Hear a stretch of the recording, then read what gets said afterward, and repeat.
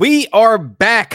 Season 2, the Sick Podcast Rams recap. We are kicking off the season right, and I'm feeling good about my Rams. And today, a special guest, maybe future co-host, Rudy Reyes, will be joining me today to iron out some of these Rams headlines. It is training camp. It is football season. It is ring season for the Rams. So, Sammy, hit that intro. Turn up your volume. Because you're about to listen to The Sick Podcast. Rams Recap with Laquan Jones. They rush forward. Burrow to throw for it. He's hit. He's hit. He's sacked. He throws it away. He flings it away on fourth down. Aaron Donald got there, and you can build that man's statue out SoFi Stadium right now. The greatest of all time on defense. Does it in the biggest moment of Super Bowl 56. The sickest Los Angeles Rams podcast. It's gonna be sick. Let's go. It is the Rams recap. We're coming in with some energy because we have got plenty of headlines, plenty of news. But please welcome my guests on up to the stage. Please, Sammy, bring them on up. What up, dude? What's going on, man? What's a good word? Happy Friday, y'all. Yes, sir. Happy Friday. I'm glad you were able to join me today, man, because I wanted somebody that can tap in and dive in and share this excitement with me because it is Rams season. Folks are tuned in and want to hear what is going on in the Rams nation, the Ramley. What's going on, my guy, Rudy? Man, everything. You look, when you talk about training camp, you can't forget all those wonderful uniforms, the guys that are out there putting the hustle and the muscle to make things work for their respective team throughout the NFL landscape. So this is going to be good. And of course, LA Rams fans are chomping at the bit and wondering, what's really going on this year? Are we seeing a rinse and repeat in 2025? I don't know. We're going to find out. And then on top of that, there's a reveal party. No, I'm not having another child, but there could be something on the horizon for something that maybe they could wear. Absolutely. And look, this morning we got some sneak peek look at the midnight mode rival jerseys. And honestly, I got excited when I started seeing 8 seconds into the video. Whoa, we might be getting the all blacked out jerseys and maybe an alternate. I don't know.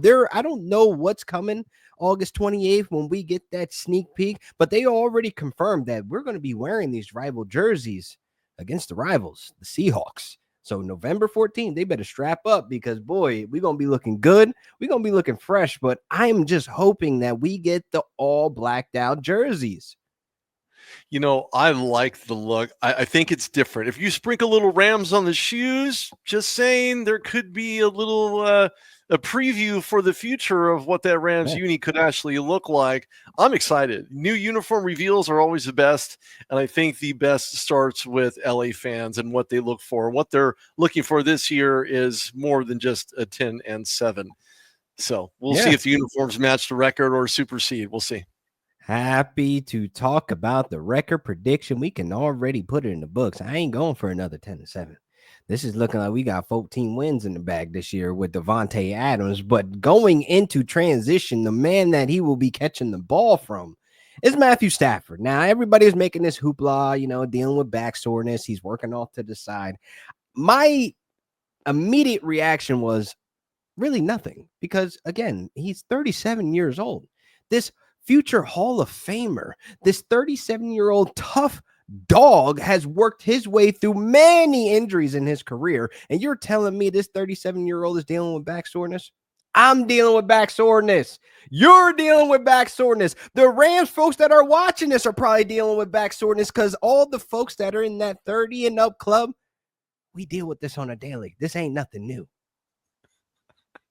Beyond nothing new. I'm feeling a little ache in my back now that you mention it. And I think the aches and pains may come from, well, as you said, at old age, 37 years old. He did really good last year considering the slow start by the Rams. But I mean, come on, the pains, the aches, the belly aches, the wine with cheese, whatever you want to call it. This is not something he's not accustomed to. This is not something that this is unfamiliar. to him and for him when he wakes up in the morning and looks at his kids and say, Daddy's back hurts. And the first thought is, that's nothing new. Facts. Like, I just looked at it as like, Stafford just forgot to stretch that morning. That's all. I mean, look, we all want to stretch in the morning, get ready for the day. I just feel like that's what happened. Oh, he just forgot to stretch. Or again, he doesn't need to go through all the installs or the practice training, the immediate moment that training camp starts, because again, let's get to the real stuff. Let's put the pads on. Let's get a little of the pads cracking. Guys going out there giving their all. Not saying they're not. It's just that the intensity has not been raised up yet. So I don't need to see Matthew Stafford out there just yet, going out there risking things, because we just got Justin Fields news yesterday, 6:30 of the crack ass of dawn in the morning, everybody in the Jets nation panicking. So I don't need the back soreness to be on that level of reaction, Rams folks. Guys, we have the toughest quarterback in the league. We have a top 5 quarterback. Yes, top 5. You heard it here first on the Rams recap. Best believe top 5 quarterback in the league right now, man. What are we talking about? There's really not a whole lot to talk about. You look at guys like Ben Roethlisberger, who's no longer in the league, who's been injured from head to toe and everywhere in between. So battle tested, Matthew Stafford is. Super Bowl winner, Matthew Stafford has. And thirdly, he's been doing this for a very long time. Yes, he spent his career 17. Big 17. Yeah. Crazy. Detroit, man. Come on now. Everything. Look, Motown's good in Detroit, but a Super Bowl ring in LA, I don't know. What sounds better to you? Exactly, man. And look, one of the key contributors, I think, that would lead us to this Super Bowl is Kyren Williams. And now, again, I've had my rants on this same platform with this camera, the lights, camera action, mic in front of me, saying he needs to secure the ball. He needs to work on being explosive. And it seems that the first thing that comes out of his mouth in his presser is that those are the 2 things that he's worked on: grip routines for ball security, being explosive, working his way through the lines, and using more of the mental reps of everything else to improve his game this offseason. I respect it, but I don't know, with this crowded running back room, that it needs to be a full workhorse system.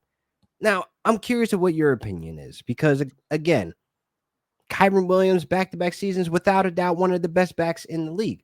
But there's red flags in his game. The red flags in his game is the fact that he does not hold on to the ball. He had some critical fumbles last year, which cost the team heavily, especially when you do it on the opposite side of the field where you don't want to do it. You get exploited on the opposite end of that ball. Look, he's had 3 fumbles in 2023. There was a challenge on a fumbled ball. He's had too many in the prior season, as I mentioned. And I think when you look at the overall view, 8 fumbles in the past 2 years. Yikes. Okay, fine. There are other great running backs who had more fumbles than he did. But when you talk about building that consistency, it's about the forearm build, right? It's about the muscle. It's about not being able to have somebody just walk up and just bank that thing right out from between you. You got to hold on to it. I think that's something that he continues to work on and will develop. And we're going to, I guess, find out through training camp what that process looks like for him. And the bigger question is can he carry that literally into the regular season? Yeah, I mean, look, the room is crowded, like I mentioned. I mean, look, Blake Corum, we're expecting great things from him. He didn't look that great last season with the small opportunities that he had, but there was a plan for him in the back end of the season where Sean McVay talked about opportunities in the playoffs, but his forearm was actually injured in week 18, so we didn't ever get to really see that happen. Now you have Jarquez Hunter. This guy's electric. This guy has ball security. Only 1 drop last season coming out of college, and this guy doesn't wear gloves. This is a dangerous specimen that is sitting behind Kyren Williams. But again, him being dangerous, I'm not saying take the entire workload away. I'm just asking for a 1-2 punch over the backfield, a little Sonic and Knuckles or whatever you call it, a little 1-2 punch of a thunder and lightning, whatever you want to call it. There needs to be some type of system. Now, I look back to that 2022 season. Now, I look back when Liam Cohen was in the building as the offensive coordinator, where you had Cam Akers, Darrell Henderson, and Malcolm Brown all splitting this backfield. It wasn't even. Cam Akers still led them in touches, but that was the last time this Rams rushing attack was top 10. It's been bottom of the table in multiple categories. This needs to be changed. Kyren Williams does not need to be the workhorse because we have seen this story play out these last 2 seasons of fumbles, crucial fumbles in moments that we cannot afford. So the less time the ball is in his hands with a split backfield, because we need to get back to the basics of what's going to work. And versatility is one of the big things that Sean McVay was talking about this offseason. Well, not only that, but you have to look at the offensive line play. You can't run the ball with offensive linemen who just are falling out of suit. Okay, fine. There's patchwork. There are injuries. I get it. It happens. But you have to be able to open those gaps and allow those RBs to run through. Not only that, Matthew Stafford, if anybody knows, needs to be able to operate as most efficiently as he can through what? A clean pocket. He's not known for running. He has wheels. I've seen him do it multiple times. He did it in Detroit and he's done it in LA. So they're going to have to divvy up that backfield, as you said, Laquan, as to who they give the ball to, when they give it to them, and will the situation call for maybe a 2-back set? We're going to see. But if I was a betting man, I'd put Hunter back there coming out of Auburn, and I would stick Kyron Williams in there as well on the opposite side to see what kind of real play alignment in real time that's going to look like. And again, the training camp and the proving grounds are right there in front of him. That's crazy you bring that up. Maybe we do see them on the field at the same time, because Sean McVay, again, was talking about versatility and how he was inspired by Liam Cohen.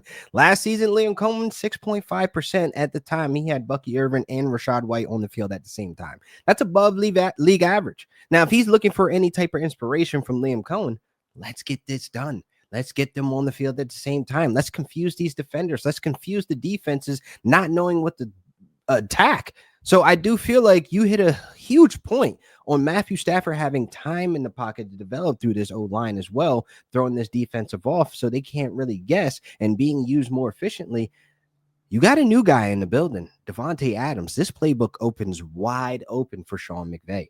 Now, I'm trying to figure out, for fantasy purposes, how is this going to work for Puka Nacua and Davante Adams? But I ask you, are we looking at a top offense in the NFL with Davante Adams now added to this wide receiver room? I think you're looking at least top 5. And there's a couple reasons behind that. First of all, we've seen the relationship and we've seen that happen in Green Bay between Aaron Rodgers and Davante Adams. We've seen it kind of happen in Oakland. It was really teeter-totter for him. But when you add Nacua, who's been the security blanket, even in short yardage situations, will now kind of share that short yardage situation with Davante Adams, who is very explosive, still coming great off of the ball. He has great reach, athleticism, is bar none some of the best in the NFL. And I think this is going to be another shared left, shared right, maybe slot receiver, Nacua on the right-hand side. You see, Davante Adams on the left-hand side going deep with a slight curl. They could share that time as well. Would Nacua pass it up from a fantasy standpoint to give it up to Davante? Don't know. I'd like to say yes, but some would say no. I'm looking for Adams to come in and fix one of the huge areas that we've been struggling with, and that's the red zone. We need the touchdowns. We need the touchdowns because the last 2 seasons, that's an area that we've been lacking at. We've been relying on Kyron to get that rock and put it in the back of the end zone. Now you add Davante Adams. This is another headache they're going to have to worry about. They thought they had the headache with Matthew Stafford. They thought they had the headache with Puka Nacua. Add in another headache with Davante Adams. This should be an area where I see an increase in production. Now, jumping side note to fantasy, where I could see both these guys very fantasy relevant. I could see Davante Adams and Puka Nacua being top 12 fantasy wide receivers this year. I could see them being one of the mention of the top wide receiver duos in the NFL for real life purposes, up there with T. Higgins, Jamar Chase. This needs to be more studied of what McVay is building this season, because boy, it is feeling like it's ring season. Yeah, it feels like a ring season and a new uniform season. A new look Rams could bring something more to the table. When you look at where Nacua is, I mean, he's entering his 3rd NFL season.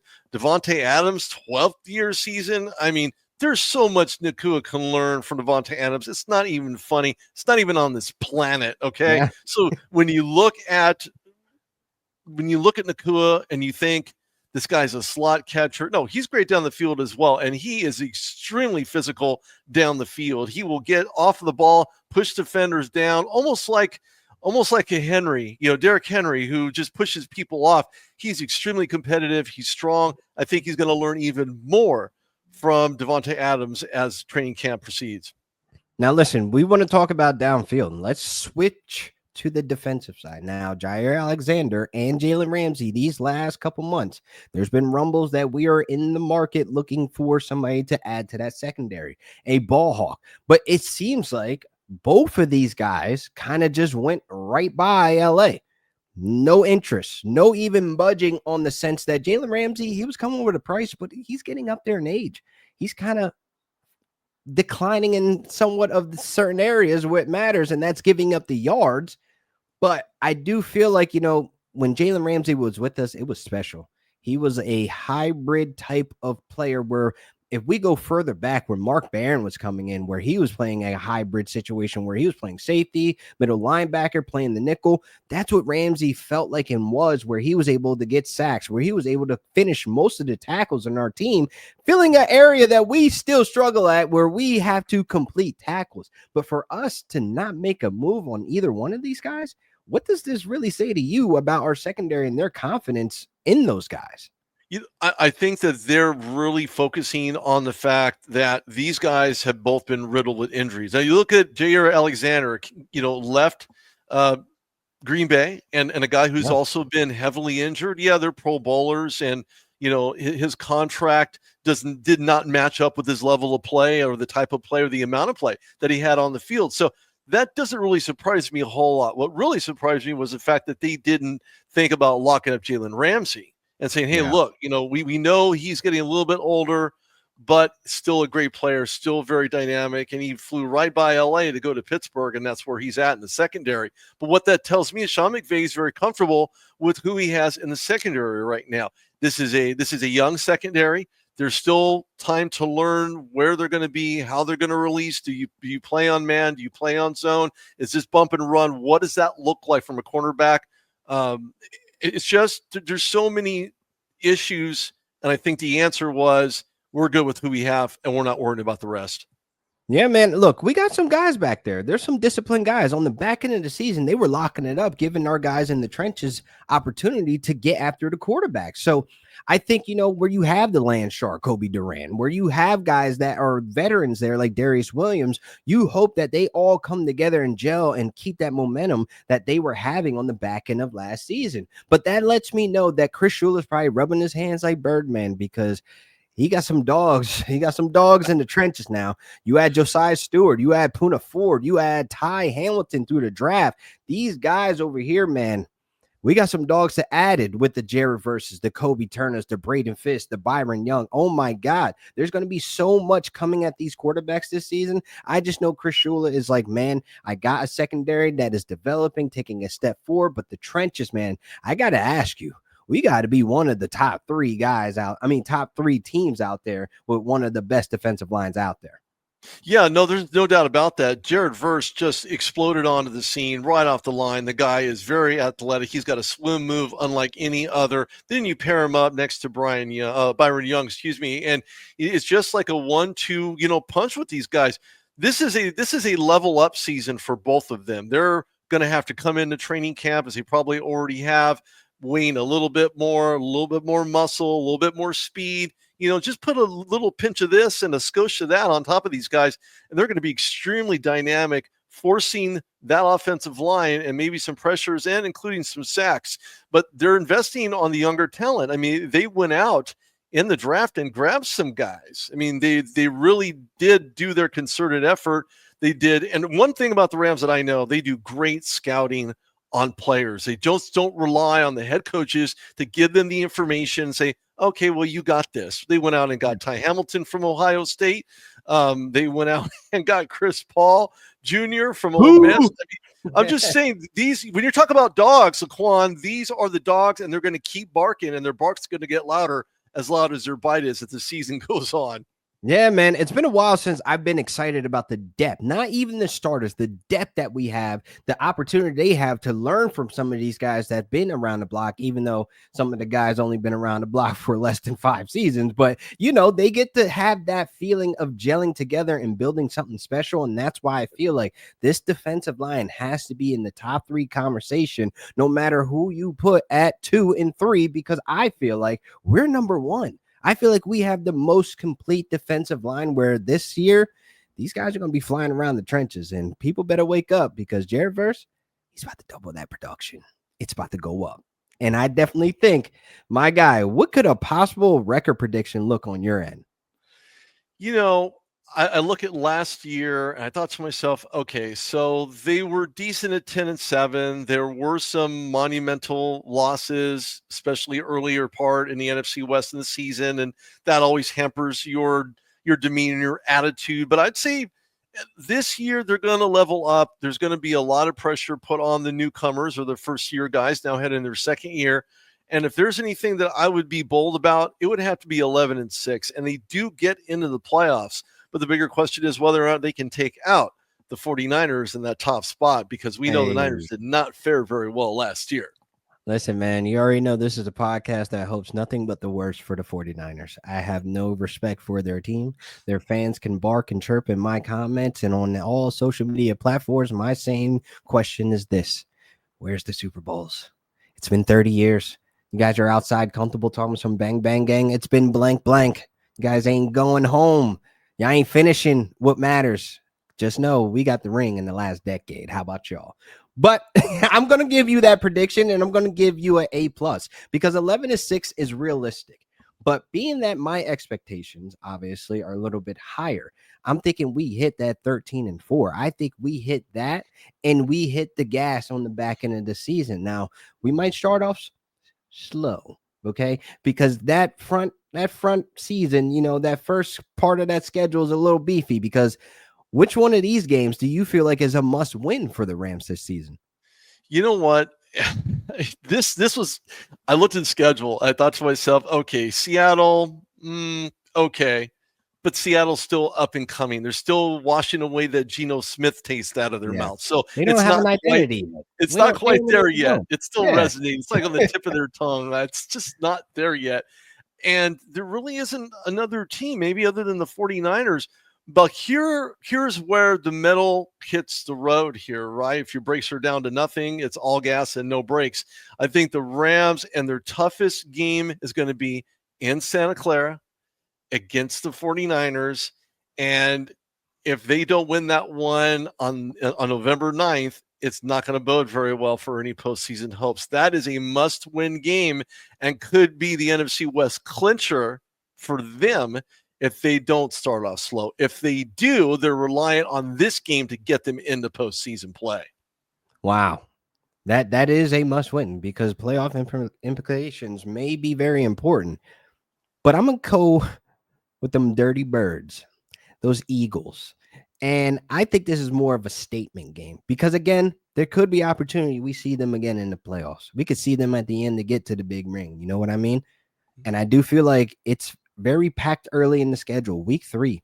Let's get it out of the way. I wish it was week 1. The anticipation to see this game again, because we were literally 30 seconds from victory, sending them packing home. We gave them their worst fight.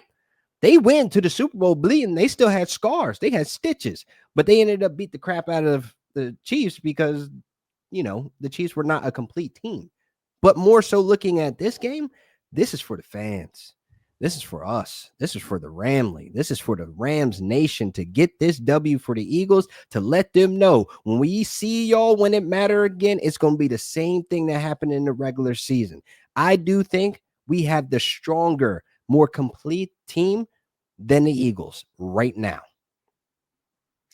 That's going to be tough. They lost against the Eagles last year, and it was a playoff implication city. So, all due respect to Jalen Hurts and the Eagles and winning the Super Bowl and everything they're in, of course, the opposite end of that spectrum was different just a couple years ago when they lost against Kansas City. But as you said, Laquan, snitches get stitches, and if I was a snitch, I'm going to get the stitches because you're going to look at the Rams, who's going to be sewing up those stitches for the Eagles if when they face them this upcoming season. But I just, and the only reason why I'm hesitant, I'm not giving them a better record, is because they had a slow start last year. Offensive questions, they're considered regular over the NFL and all 32 teams. So they need to kind of brush that off and get out of the myth of that dark cloud that's hanging over that offensive line. Because if they can, and it's a hot start, they can get somewhere and fast, but it's really about a collective effort on the offense. And I want us to start fast. Like, I want us to rack up the offensive I want us to be the most powerful offense coming out of the gate, the most healthy, well-prepared team each and every Sunday. Now, when I say slow start, I do think, that includes some of the games that we win. Like, I don't want to be in a nail biter in week 3 with the Eagles. I don't want to be in a game where we have less than 20 points in the game and the other team is less than 10. I don't want any of those games. I want complete all gas, no breaks, and put this offense at the top of the board when they're averaging at least 30 points per game. Because we could be talked about with the Vikings, the Cowboys, all these other high-scoring teams out there. We could be right there at the top with what we have in building in-house. And the most important thing that you said, my friend, is that O-line. We need to stay healthy. We need to stay intact. Ulrich Jackson right now dealing with blood clots, but I do think he will be all right and ready to go week 1. My friend, this has been a great Rams recap edition, man. We got a long season to go, man. Training camp is here, but my boy, let folks know where they could tap in with you at, man. Man, it's everywhere. You can find me on LinkedIn. You find me on X at Rude Dog Reyes. You go to Instagram, Rudy Reyes. You can find me on the RudeDogShow.com and .net. Yes, I own both. And, make sure you check out my little YouTube channel as well. Subscribe and like that action too. Yeah, it ain't little, man. Let's pump it up, man. I hope the folks out there that are watching, man, you enjoyed the show today. But this has been another great edition of the Rams Recap from the Sick Podcast, and we are out. And that's a wrap. Hope you don't miss us too much until next time. Follow the Sick Podcast Rams Recap with Laquan Jones on YouTube, Instagram, Facebook, Google Play, and Apple Podcasts.